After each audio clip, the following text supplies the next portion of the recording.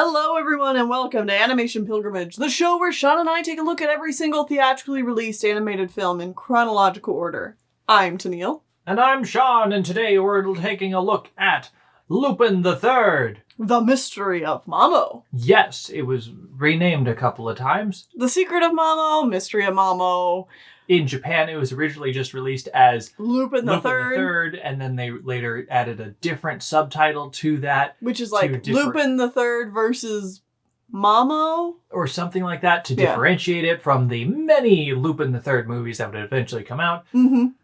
But this is the first Lupin the Third movie, and our first look at the Lupin the Third franchise. Yes, they've had an ongoing television series for most of the 70s.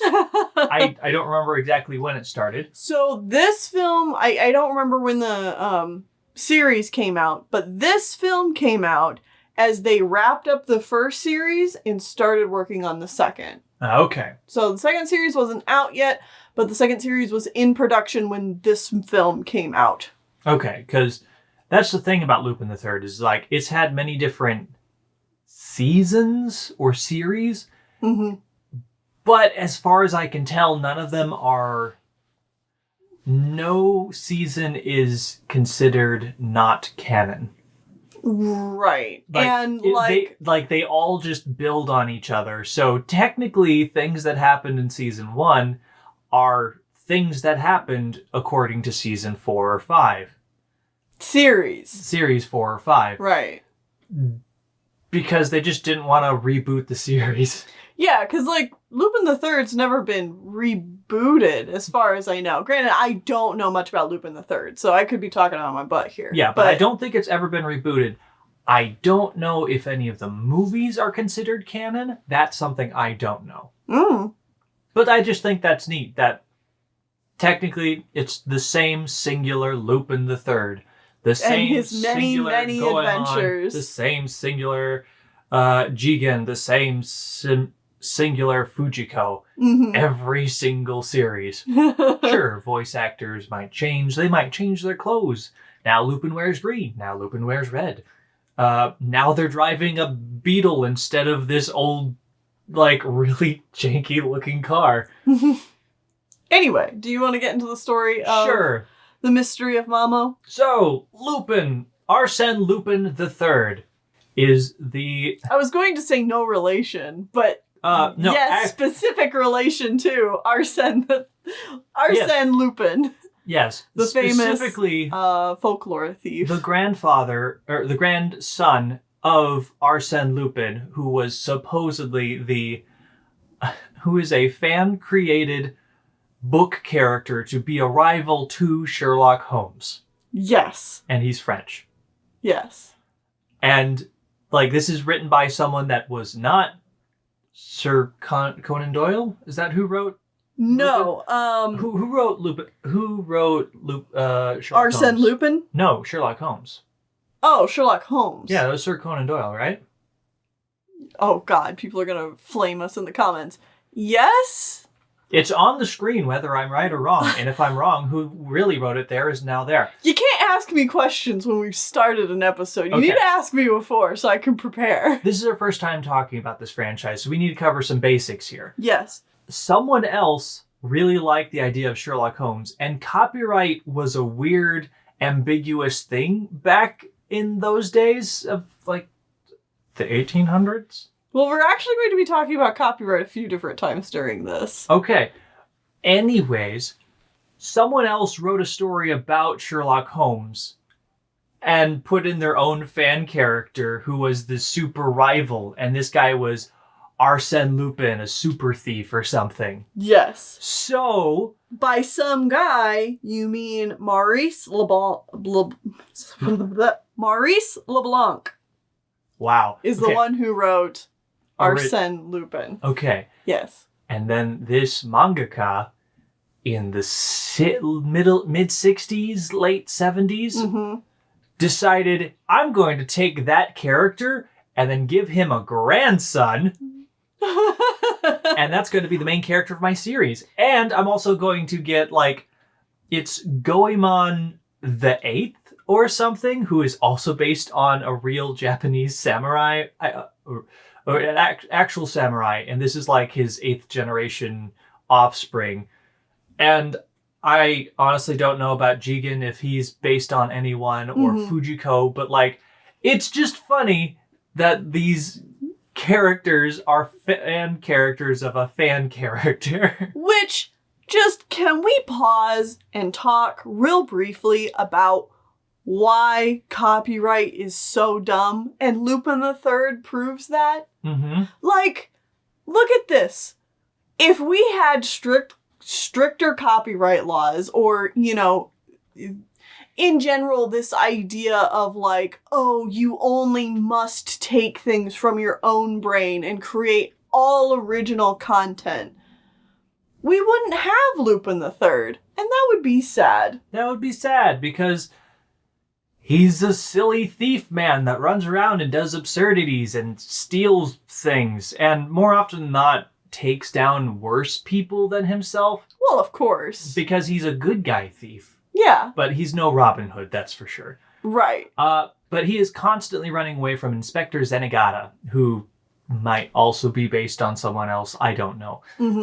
Either way, that's like a brief idea of what's going on here. Anyways, he works a lot with Jigen and Goemon, and sometimes with Fujiko, who is his, like, love interest, but she almost always stabs him in the back. Yeah, she's almost always like a double agent of some kind.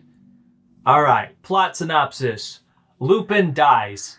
Yeah, this movie starts off with a real banger. Lupin is hung by the neck and confirmed to be Lupin the Third, but Zenigata doesn't believe it and goes and... Zenigata's the detective running after Lupin. Inspector Zenigata goes and rips open the coffin and is like, I don't believe this is him. And then the coffin explodes and Lupin's like, nope, that wasn't me. It was some other guy that looked identical to me. Don't know. That's weird. And then he escapes. Also, this took place in Count Dracula's castle in Transylvania for no reason other than why not. There's a lot of, like, country hopping in this movie, so you get to see a lot of different locations. International thief. Yeah. So, Lupin's still alive. Of course he is. He works along with Jigen and Goemon, and they're going around stealing various objects that are, like, based on immortality. Right, but, like, when you see what they're stealing, it's like, that looks like it's just a rock. But like, it's like, oh, it's the Philosopher's Stone that they steal from the pyramids in Egypt. For, I don't know why it's there. Anyways, they're stealing all these things and they're giving them to Fujiko. And Fujiko is working with / for someone named Mamo. And, well, Lupin's not a very good guy and he doesn't give the actual stone to Fujiko. Instead, it's a fake one, so Mamo sends a bunch of thugs after him to kill him and then totals his car and all things go bad. Eventually... So many hijinks. Like, so many. There's so much action this entire movie. Jigen and Goemon are angry at him for always getting them in trouble because he's of Fujiko. Always falling in love with Fujiko and being incredibly horny for Fujiko. So they leave him. He gets picked up and kidnapped. They're constantly just like, Lupin, bros before hoes. And Lupin's like, absolutely, okay. I'm gonna go try to sleep with Fujiko. Yes, I hear you, but what if... He's like, that's great, unless... Lupin gets captured and taken to Mamo's secret base, which is... Secret base, which is full of many famous historical figures as real people just walking around, including Hitler for some reason. Yeah. And then make a really dumb joke where Lupin salutes him and stuff. It's not... Okay, look, I want to cover this now. I really enjoyed this movie, but it is dated. It is absolutely dated. And Lupin is not like a good guy because at one point he breaks into Fujiko's room attempting to sleep with her, and she is not into it. Yeah, and it's all played for comedy, and like, this is just them doing their thing. There's just, like, I enjoyed this film, and I would still recommend it, but there's definitely some content in here that I'm just like, yeah, this has not aged well. And there's probably better Lupin the Third movies you could go watch. Yeah. So, I don't know that, because so far, this is sadly the only Lupin the Third movie I've seen, but... it's important to note. It is important to note. So, we meet Mamo, who is this short, withered little man, and he is apparently more intelligent than anyone else. He is both a little boy and an old man at the same time. Yeah, it's kind of weird and creepy. Mm-hmm. And he talks about how he's lived forever, and he's behind every historical event ever, both good and bad. Everything. Sure, dude. Everything is Mamo. Mamo has done everything. Turns out... Press X to doubt. He hasn't actually lived forever because he's just cloning himself over and over and over and over again. And each clone gets more and more... desaturated? Messed up, I guess, is a way to say that. Every time you clone, like, the science of the movie, what they say in the movie is that, like, every time you clone yourself, you leave a little bit of yourself behind. So the latest Mamo is just like a shadow of what the original man was like, or something like that. Right. This is not how cloning works. I'm pretty sure most people know that none of this is realistic cloning. It's science fiction, man. Mm-hmm. But cloning was popular in the day and age of this. Right. And I mean, it's still an interesting, subject. Silly hypothesis thing. Yeah. So it turns out all those other historical figures are also clones. Okay. Anyways, because he wanted to clone great people, so I don't know why he has Hitler people. There. Yeah. But yeah, it's like if you're only cloning the greatest people, why the hell do you have Hitler there? Mm-hmm. I see what you did, movie. I don't like that. Mm-hmm.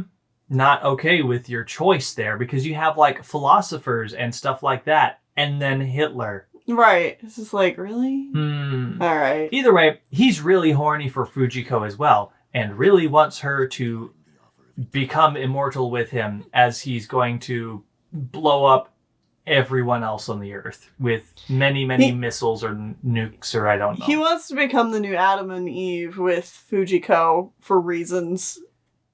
The U.S. government gets involved, and they find out Mamo's location, and they blow him to high heaven and kill all as the U.S. does. Of course they do. Uh-huh. And they kill all the clones. The only people to get out are Lupin and like all the historical clones. Yeah. Lupin specifically kills Mamo, and they're like, "Yeah, we got him." And then they later realize, no, it's clones. So no, there's right, more. Of course. So there's a different super secret base. And inside this one, they do the same thing where Mamo has captured Fujiko, and Fujiko's just kind of like a damsel in distress for the rest of the movie. Mm-hmm. Which, unfortunately, happens quite a bit in the show, too. Yeah. She, like, backstabs Lupin, and then the bad guys are like, haha, I captured you, and we're not actually working together, and now you're just my damsel in distress for the rest of the episode. I mean, with the way it's set up, it's kind of like... It's the perfect setup to do that kind of situation. Mm-hmm. It is, and I feel like I've heard people say that, like, she gets better as a character as time has progressed, but sure I don't know. She does, but, like, I've watched a good 5 to 10 episodes of season 1, and it's a lot of the same shtick. Oh, of course it is, because it's a 70s show. So, like, not the 70s show, but a 70s show. Where, you know, you replay the same kind of plots over and over again, except you mad-lib the proper nouns. Yes. Anyways, turns out that Lupin that died at the very beginning of the movie was a clone. So Mamo poses like a philosophical question to Lupin where he's like, so, was it really the original you who died that day, or you just a clone? And then like 3 minutes later, he's like, spoilers, it was the clone. It's like, of course it was the clone. Also, Lupin has like a big old combat thing with Mamo. and he burns him alive. Oh, yeah. And... Oh, graphic. Yeah. Turns out that wasn't Mamo either. Mamo is just a ridiculously large brain in a jar. Yeah. And he's like, alright, I'm done with this planet. I'm going to throw you around with magic powers. Like, he's literally just throwing Lupin away from his jar. Uh-huh. Big brain energy. Yeah, it's like, I got super psychic powers because I'm just a brain. Anyways, I'm launching myself in a missile out into space because I'm done with this planet. He's gonna go find another planet to try and do his evil schemes on. Yeah, so was this giant brain actually from all of time? Who knows? Difficult to say. It's silly. Uh-huh. Lupin manages to put a little time bomb on the outside of the glass, so when he gets to space, the glass shatters, and then the rocket explodes, and then you just see the brain kind of floating towards the sun. Presumably he's dead, but who knows? Maybe there's a weird sequel 17 years down the line where he comes back. The Revenge of Mamo. He just, like, rockets like a comet, like an asteroid into Earth. He's not even, like, a threat as a personality. He's just a threat as, like, an object, a natural disaster. I don't know. But that's pretty much where the movie ends. Fujiko has been saved. Her clothes are non-existent. Lupin is cheeky and sexually harasses her. And then the US government blows the hell out of the second base as well. And the good guys have to run away. Oh, by the way, yeah. Inspector Zenigata shows up again at the very end. He didn't really do anything after like the first third. But he's here and he handcuffs himself to Lupin. And so they have to run like a three-legged race to get away from all the missiles exploding everywhere. Yeah. Movie done. And Goemon has some cheeky line about like, man, they're such idiots, aren't they? We love them idiots. And the movie's over.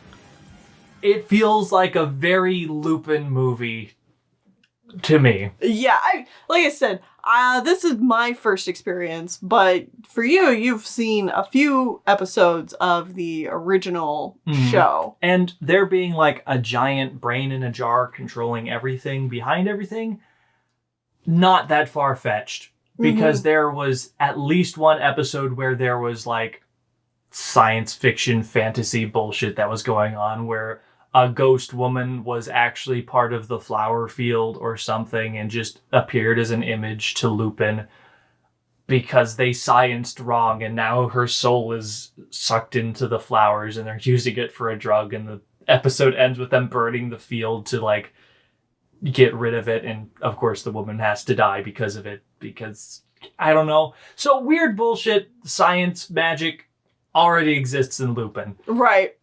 Which is interesting that you say that because, according to the notes that I took, this film was a financial and commercial success. Financial and critical success, generally.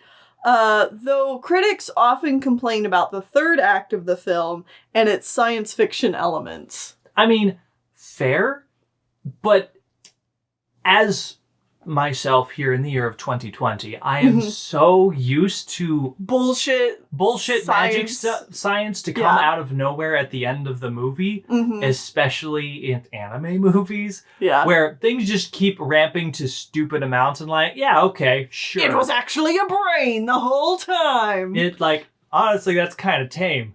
Yeah, really. So I'm used to it. I understand people being like, all right, why? Other critics also noted that, you know, the way that the movie feels like it has multiple endings kind of drags the movie out a little bit, especially with how fast-paced it is. And I see where they're coming from with that, because there is a point right after the second act where it kind of feels like the movie's wrapping up, and then you find out that there's like another half hour to go. Oh, yeah. And that's like right after the US blows up the first base. You're like, all right, well, everything's kind of wrapped up. And then it was like, actually... It's like, sorry, we have another 45 minutes to the movie. Yeah. Huh? Oh, okay. guess I'm gonna go to the bathroom and come back. Yeah. So, other than those complaints, and, even then it's not like... It's not perfect. Yeah. It was an enjoyable, silly romp. Especially, and I don't want to say especially compared to things that we've watched this year, because this has been a really solid year for movies so far. I would agree. Things that we've watched in the previous few years, like, this was a really fun movie. Yes, absolutely. Probably the most fun I've watched having an during Animation Pilgrimage in quite a while. Yeah. It's just a good comedy, good adventure, fun characters. You can mostly turn your brain off while it happens. Mm-hmm. A lot of this year has been... more serious. More serious movies. So, Tennille, we watched a dub of this movie. Yes, we did. And there were certain... Things and voice acting choices that were made that definitely don't reflect 1978. Yeah, I was like, hold on a second. That person is portraying the president of the United States, and they're doing a very specific accent for a specific president who was president when I was a child in the 2000s. So, did you find out when the particular dub that we watched happened? I did. I actually found out how many English dubs this movie has. Okay. So there was an original dub made in 1978 when this movie came out. And then another dub was made in 1995. And then another dub was made in 1996, a year later, by Britain. But they wanted to avoid copyright disputes with the Maurice LeBlanc estate, so they changed Lupin to Wolf the Third. Huh. Oh, Lupin, because wolf. Okay. Yeah. That's funny. And then the version that we listened to, at least like 95% version, this is the dub we listened to, was made July 2003.